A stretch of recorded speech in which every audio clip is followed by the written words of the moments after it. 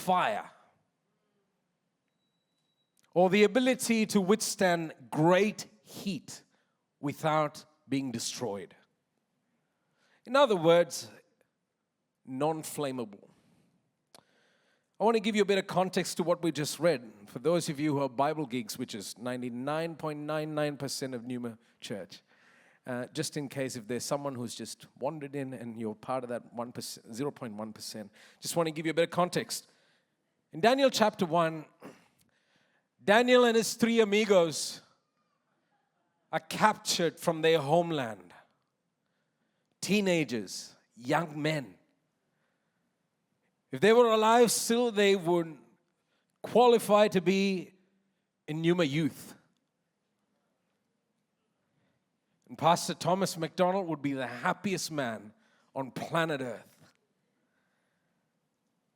The minute they're plucked out of their homeland, they're taken as prisoners of war to Babylon, modern-day Iraq.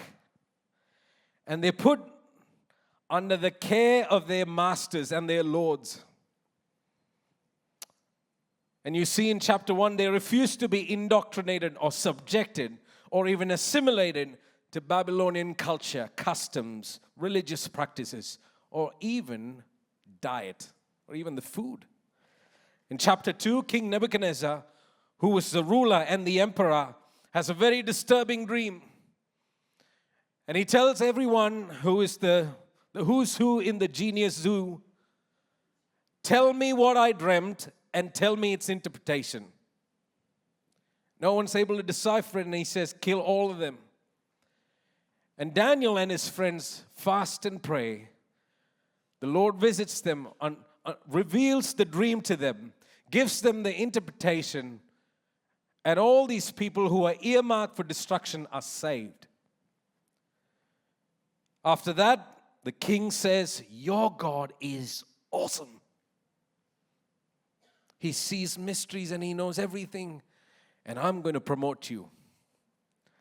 How many of you think that would make a really good script for a happy ending to a movie? And just when you thought this promotion's awesome and everything's going good, Daniel chapter 3 introduces us to this King Nebi having a genius of an idea. He builds a statue 90 foot tall and 9 feet wide. And he puts it in a plain. And then he invites, basically threatens, and he tells all of his administrative officials from the greatest to the lowest to come for the dedication of this statue. And then he says, at the sound of what would be their worship moment, the sound of all their instruments, you will bow down to this idol and you will feign your loyalty to King Nebuchadnezzar and this idol, and you shall worship his God. Under the threat of fire, everybody obliges except for 3 troublemakers. And the passage we just read is about these 3 men. You know, historians and scholars speculate that it could have been possibly an image of the king itself. Under the threat of being thrown into the fire, when everybody bowed down, 3 men were an exception. So here's what I want to do tonight. I want to commit to us 3 truths. And if you have pen and paper or notes or whatever, you could kindly log off Instagram or Facebook or WhatsApp and take these 3 truths down. These are the 3 truths when contending with a trial of fire. The first one, fire reveals your response. A fire will always reveal how you respond to it. Because in verse 16 you see, Shadrach, Meshach, and Abednego answered and said to the king, O King Nebuchadnezzar, we have no need to answer you in this matter. In other words, there's no reason to deliberate. In other words, we don't need a 5-minute break to deliberate amongst ourselves. In other words, we've already arrived at a conclusion. In other words, this doesn't faze us. In other words, what are you even talking about? In other words,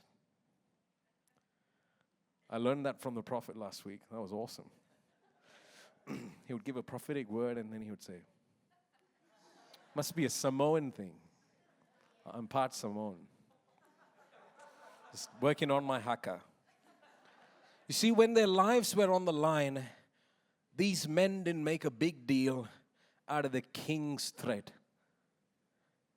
Are you meaning to say that when your life is on the line, your reputation is on the line, your job is on the line, your livelihood is on the line, your future is on the line, it doesn't matter? Neither the fury of the fire or the threats of the circumstance made them lose their peace. There's a subtle detail in this passage. In the earlier verses, the evil plotters come to the king like roaches. And they say, oh, King Nebuchadnezzar, live forever. Your majesty. There's some guys who you've appointed as governors, they do not bow down to your idol.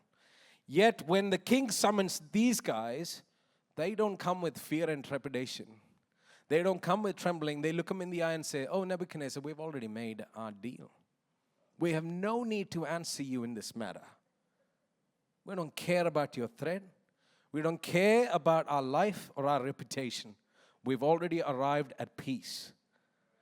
Every believer is called to respond to a fire from a place of peace. We have a culture value here at this church. Is prayer your first response or your last resort? This is why every single day, can I encourage you in 2024, before the traffic in Melbourne gets into your head, before you're disappointed with the coffee, or like Dr. Ali said in the morning, before you're disappointed by the lack of sun in the morning, summer sun, can I encourage you, meet with King Jesus. Seek Him face to face. Those who are in constant fellowship with Him will not need to dial down something when they meet the fire. You will not need to rely on your broadband connection at the point of fury. You've already arrived at the fire, prepared. Can I encourage you, Numa Church? Let us not live vicariously through the faith of other champions. Because you never know, you might be just about your Father's business, delivering bread and cheese when you have to face a Goliath. Can I encourage you? David didn't wake up that morning and do his 200 push-ups, ready for battle. He just so happened to be executing his father's will. He stepped out of the house and his father said, here, take some bread and here's some cheese. Go check on your brothers and bring back the report. But it's on that mundane journey that he encountered a life-changing, a life-defining, fiery trial. And he responded. There was no need for buffering.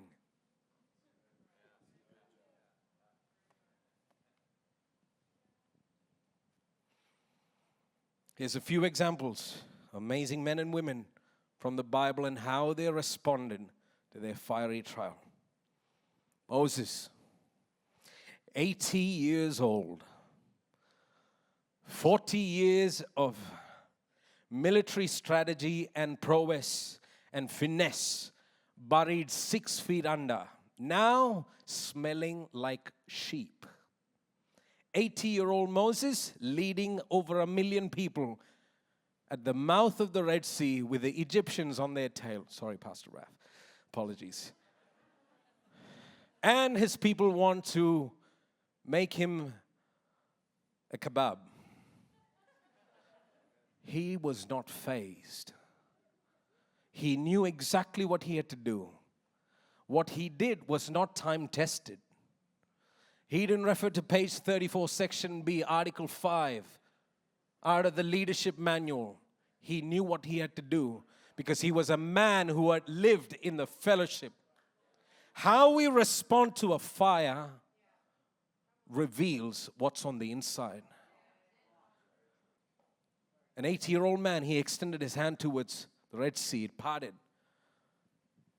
A million-plus multitude walked through dry land onto the shores of safety. Then there's Job, a man whose fortune and family were wiped out instantly. His own wife said, "Curse God and die." And he said, "Never." Then there's David, 20 plus years of being on the run while anointed to be the king. Every trial, every giant, every fury, every arrow he faced, knowing who he was and whose he was. A young virgin, Mary. I have pretty much a wild imagination. Just imagine with me being Mary. Men can't, but I'm just saying, travel with me. In your culture, if you're pregnant out of wedlock, you will be dragged by your own family outside the city gates and will be stoned to death. Now, here's the angel of the Lord appearing, saying, "Congratulations, I see you're pregnant with the Spirit." Wow. There's been 10 instances of that before, right? No, it's never happened before. I'm assuming if I were Mary, it's hard, but I'm assuming the first thought that would go through her head is her future and up-and-coming wedding. It's ruined. Her future is ruined. Her reputation is ruined. But in that moment, this blessed young woman said, "Be it unto me according to your will." Lord, I am praying that in the year 2024, that we would be a people that are not fazed. God, remove that out of our software. All of our revival and our meetings and our discipleship must count to something. And so, God, we ask that you would make us men and women of war, of resolve, that we would not be battle weary, but battle ready. That cometh the hour, cometh the men and women of God. Too many people run to social media at the first hint of smoke, let alone the sight of fire. It's interesting, we had the smoke alarms go off during one of our staff meetings earlier this week. We will not name the person who was responsible, but we will just say part of her name rhymes with re.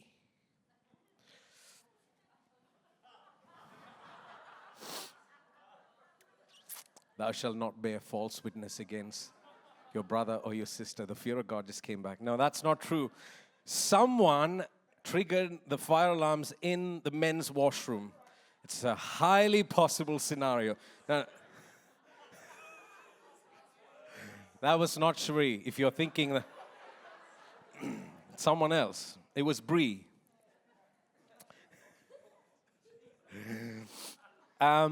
And you had to see everyone's response. Pastor Corey was the chief of mischief. He just didn't want to evacuate the building. He just wanted to finish his sermon. So he kept preaching, and he was like, "That's a false alarm." Meanwhile, the fire wardens, they were having their blood pressure shoot through the roof.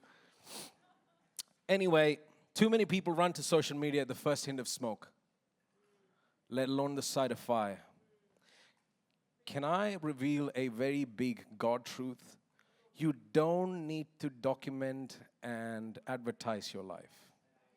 It's not that interesting.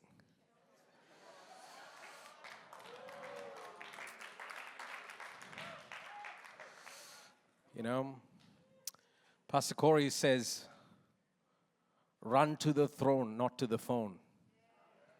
Let us be a people who run to the throne. In fact, let us be a people who dwell in the throne room. How do we respond when we are facing a crisis? Do we respond manward or Godward? Do we respond with anger? Do we respond with rage, jealousy, gossip, complaint, self-preservation, defensive mechanism, compromise? compliance, or do we simply quit? Do we respond by running to a coping mechanism, an individual, or a substance to numb ourselves? You know, whenever I've responded to a crisis or a fire in the arm of my flesh, I have caused more damage, stress, anxiety, and worry to myself and others. This is why in John 16:33, Jesus said, "In the world you will have tribulation, but take heart. I have overcome the world." In Philippians chapter 4, verse 6, Paul writes, "Do not be anxious about anything." Easy for you to say, Paul. You have no idea we've had our blessed reserve bank increase our interest rates 13 times.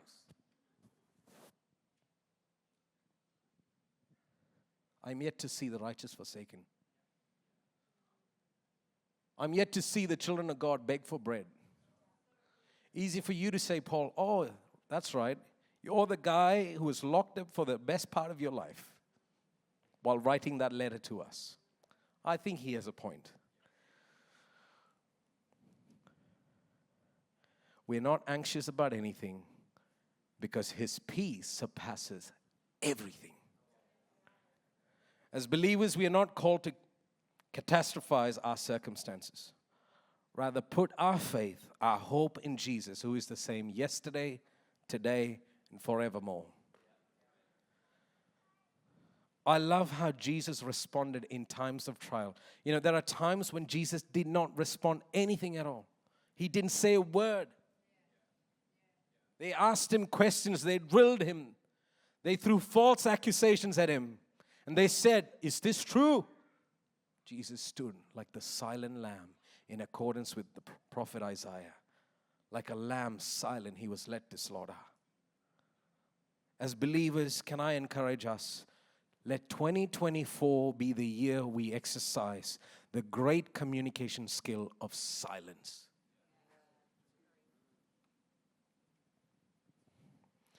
The second truth I want to commit to us is fire reveals your faith. Because in verse 17 it says, "Our God whom we serve is able to deliver us from the burning fiery furnace, and he will deliver us out of your hand, O King." What I love about these men is that when an existential threat came against them, it was like scratch this surface to reveal the magic code. What was revealed in that scratching moment is their faith in God was revealed.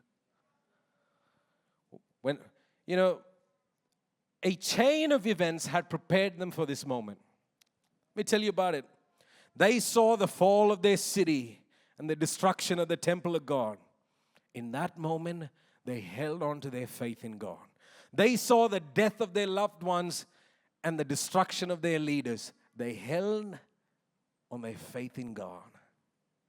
They were carried off into a strange land as prisoners of war. They held on to their faith in God. They were pressured to comply with the culture and the customs of the Chaldeans.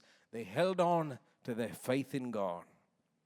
And when they faced their major test in the land, with the threat to their lives, they held on to their faith in God. I want us to reflect on some fiery tests that come our way.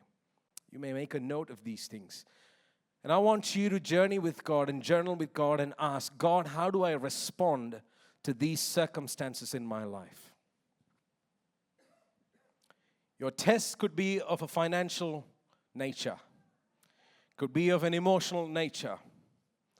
The fire could be of a relational nature or a spiritual nature. How do you respond when you get that unexpected doctor's report? How do you respond when that relationship you're invested in splinters? How do you respond when you look at a circumstance and say, it's impossible? And this is the question you got to ask. In all of those circumstances, is your faith in Jesus revealed? If it's not being revealed, I'm here as a messenger to say this. Faith not tested cannot be trusted.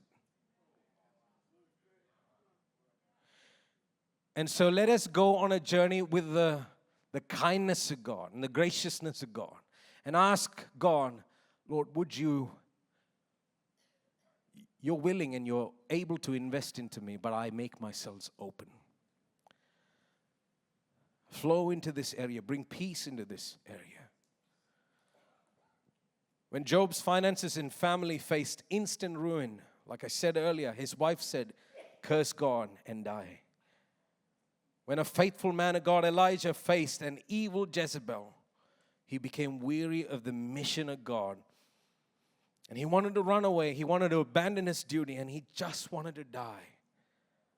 I believe God is calling Numa Church to not be a bride on the run. We're not the runaway bride. We are the unblemished bride. We're the spotless bride.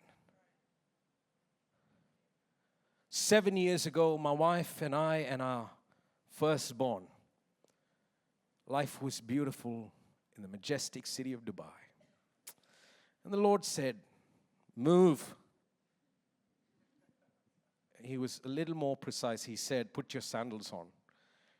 And we interpreted that as an imminent move, that God was moving us. But to where? No idea. The long and the short of it, God moved us to Melbourne. And as the paperwork and the visa came through, I was left with a choice. My wife's already got a job. Why should I quit my job and move to Melbourne unemployed? You remember that? And so I did a Jacob. I said, you go ahead with our kid and I'll follow. I'll be right behind you at your heel, sweetie. You go ahead and I'll stay from here and hunt for a job and then I'll join you. Why? Pride. How am I going to face my people and say, I'm unemployed, my wife's working?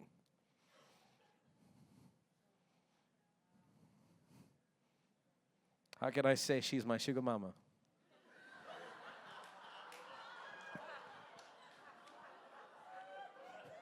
Just kidding, just kidding, just kidding. So I decided to go to 3 people I loved and respected. The first one was my boss. And the second and third people were pastors who I loved and admired. Nobody from Numa, disclaimer. And if somehow you're watching online, I still love you. And all 3 voices said, the first one, my boss said, you are committing career suicide. Words of faith. Hey, I went to 2 pastors. One of them said, Australia? Such a dry land. The church is dead. You are sacrificing your ministry, you reckon?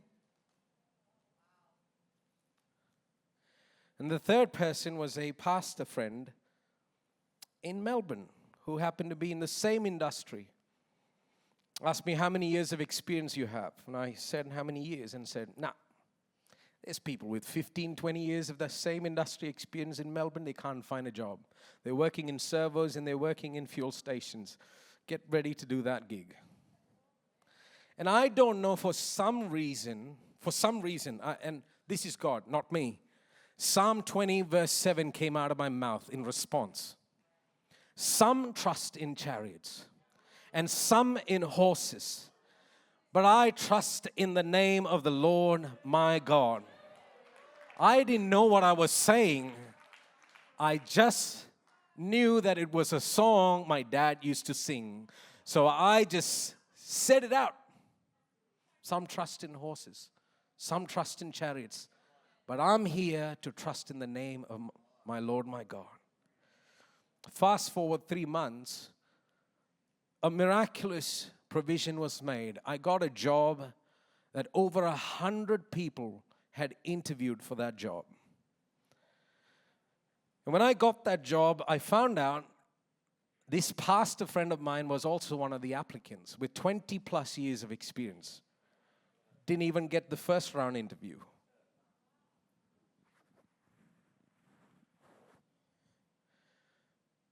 Fire reveals your faith.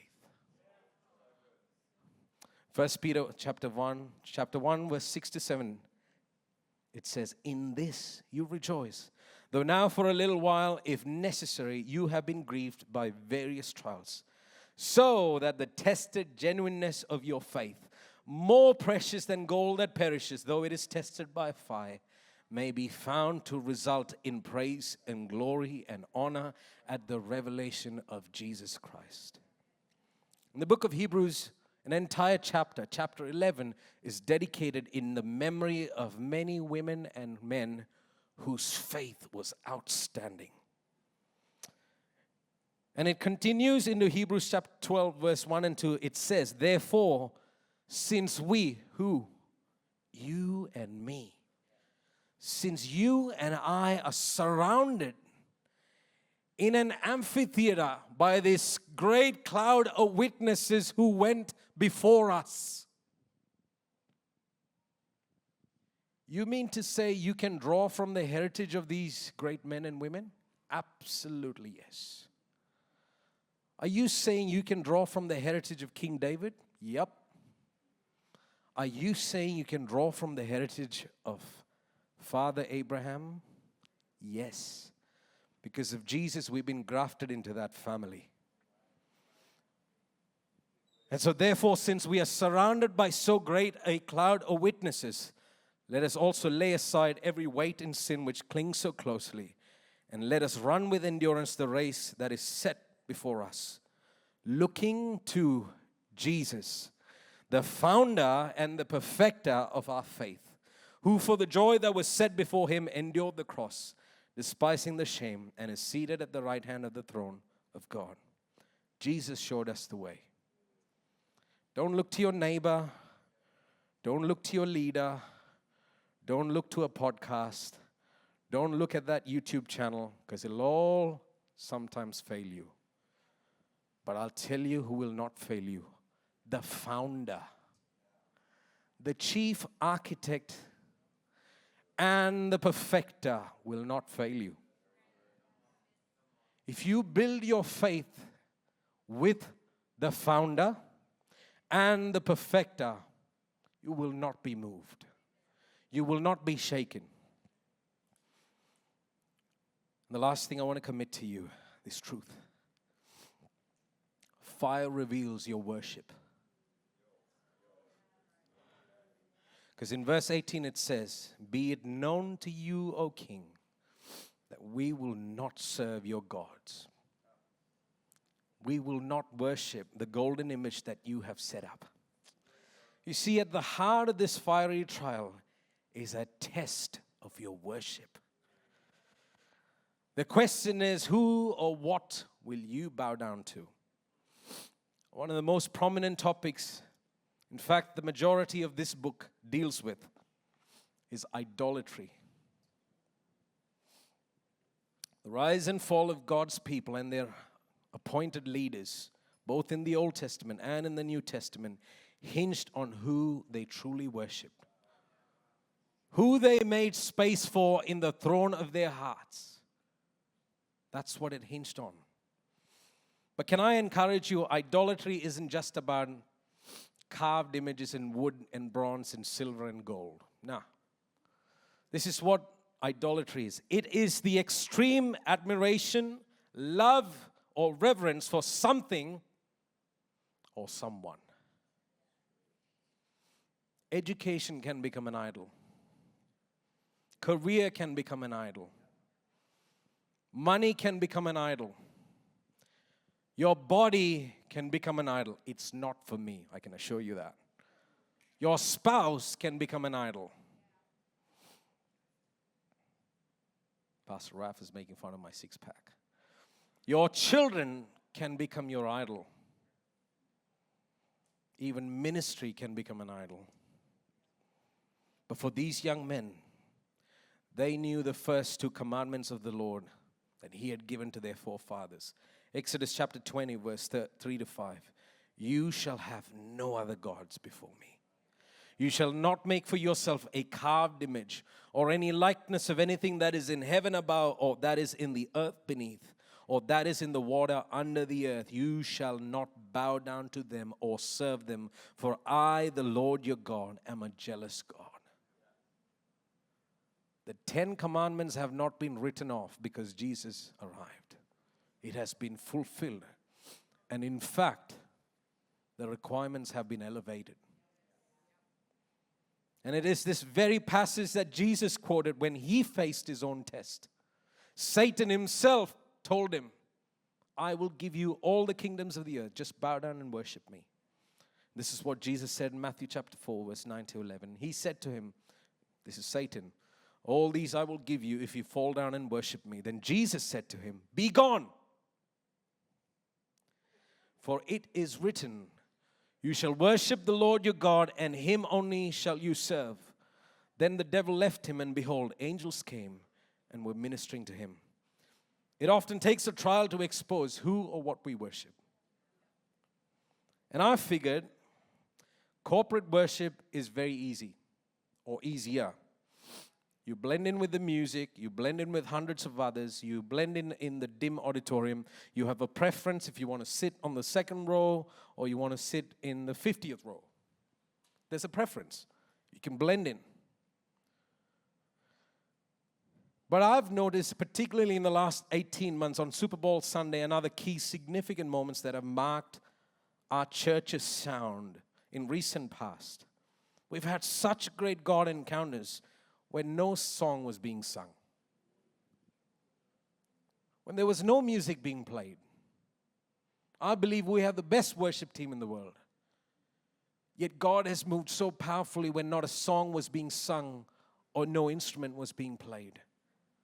And in those moments when I reflect back, it was the sound of the worshipers, of lovers of Jesus, sons and daughters in one cry lifting up their sound. A believer who doesn't worship King Jesus is an oxymoron. It's like a guitar with no strings, an ocean with no water. Can I encourage you, worship is not a personality thing. It's a lordship thing. It's the only thing we will be doing in heaven. If you think worship sessions in Numa Church are long,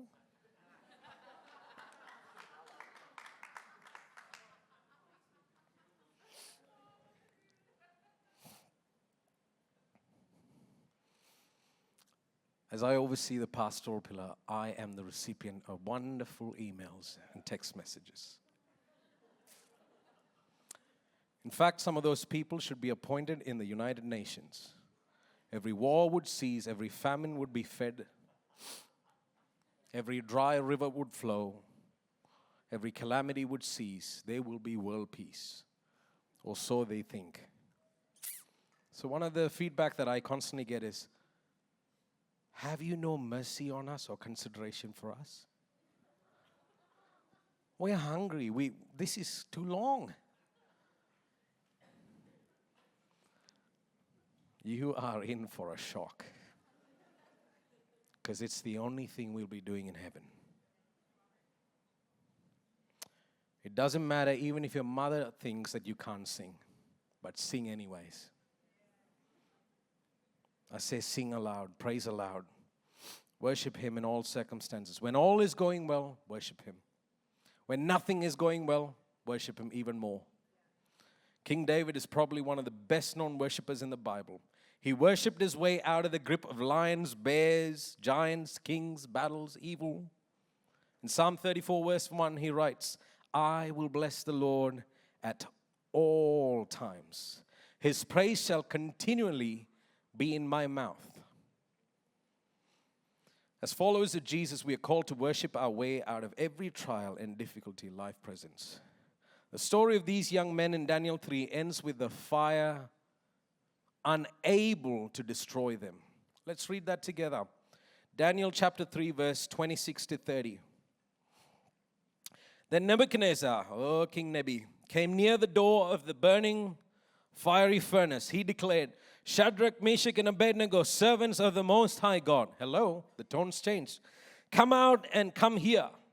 Then Shadrach, Meshach, and Abednego came out from the fire, and the satraps, the prefects, the governors, and the king's counselors gathered together and saw, here's his the key thing, and saw that the fire had not only had any power over the bodies of these men, the hair of their heads was not singed, neither their cloaks were not harmed, and no smell of fire had come upon them.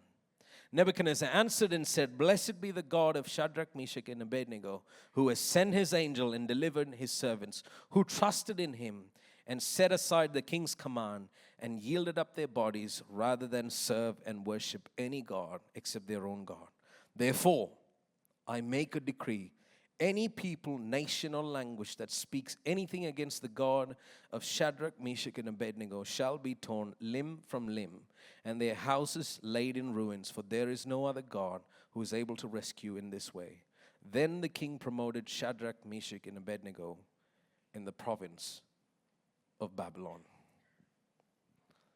In 1965, a 24-year-old young, bright Aussie man went to a very remote village in northeast India.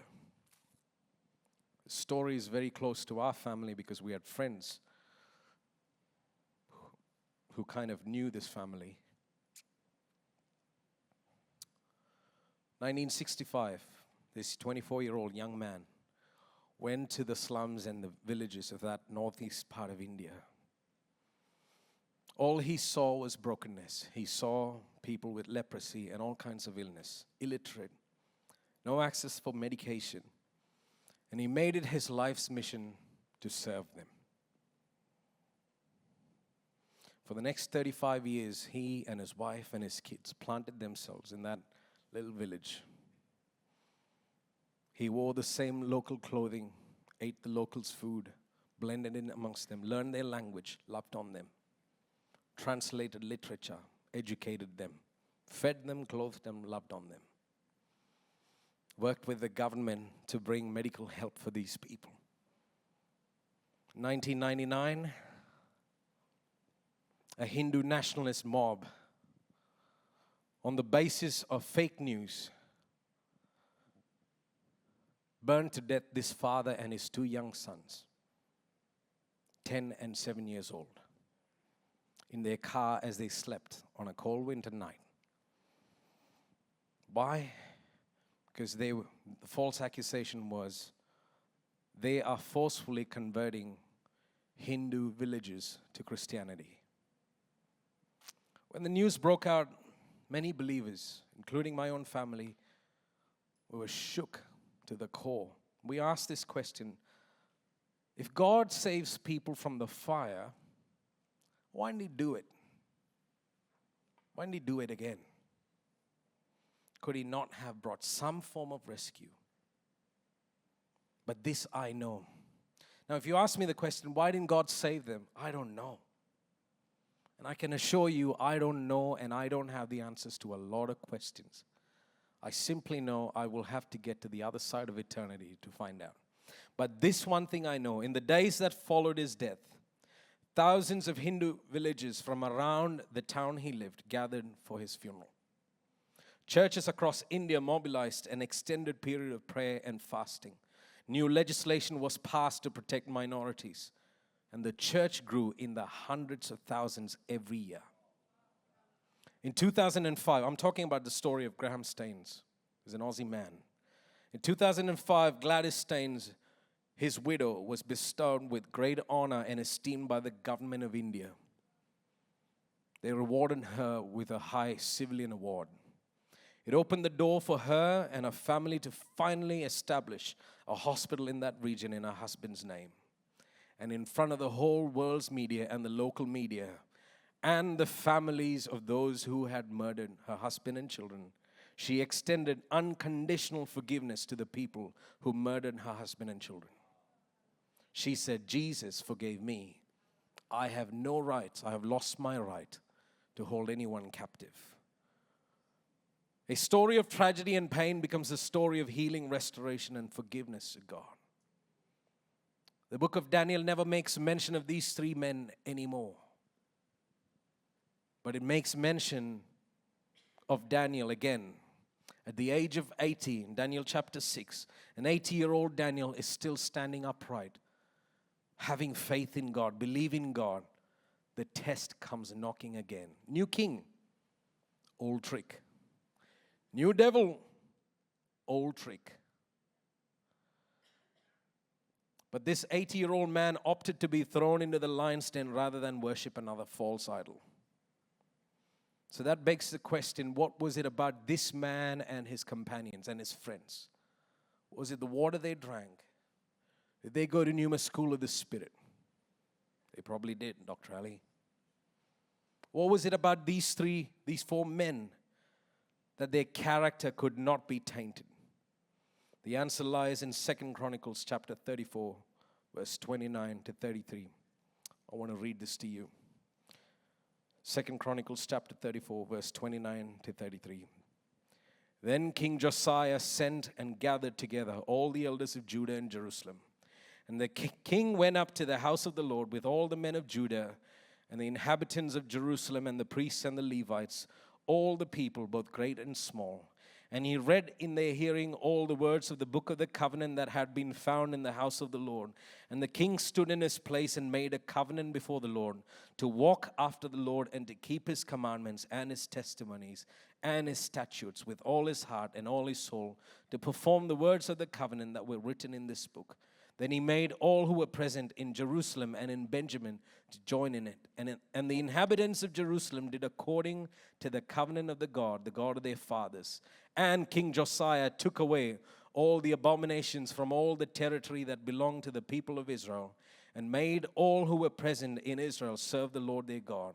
All his days they did not turn away from following the Lord, the God of their fathers. You know, Daniel and his mates were born during the reign of King Josiah, the first God-fearing king in 57 years, and the last one of that kingdom to keep the ways of God.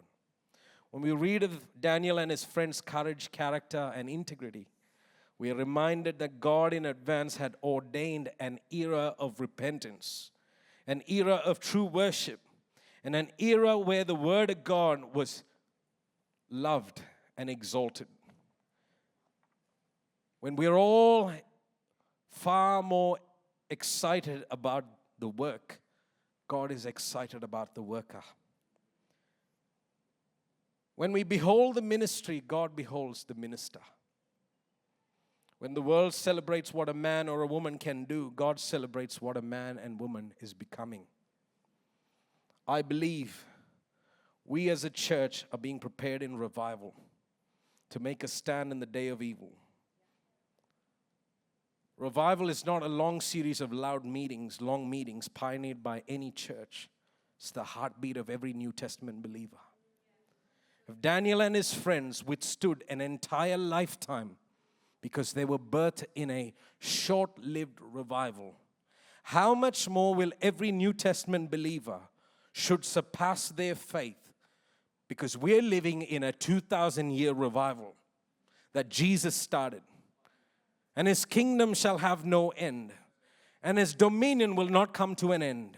Maybe it's diminishing in Melbourne, but it's overtaking the planet. That's good news. And I'm here to say that this amazing move of God that's been opened to us, this doorway that has been opened to us, is not so that we can just enjoy for the moment, so that these little ones, these young ones that are in this room will still stand upright in the day of evil. That for decades to come, generations to come, it'll be said there were a group of men and women who made a stand for God. They stood for righteousness. I believe our God is a consuming fire. And as he gathers us in that consuming fire, in that revival fire, it's not to burn us, it's not to harm us. It's so that we become fireproof. I believe with all my heart, I'm convinced there is so much work to be done in me as it is in you. Can we be a people who don't run away from the flame of God, but run into it? Because if we run into the refiner's fire, if we belong in the consuming fire, I believe we truly become a people who are fireproof. Bring any flame and any heat and any situation, any circumstance on planet Earth, we will still be standing fireproof.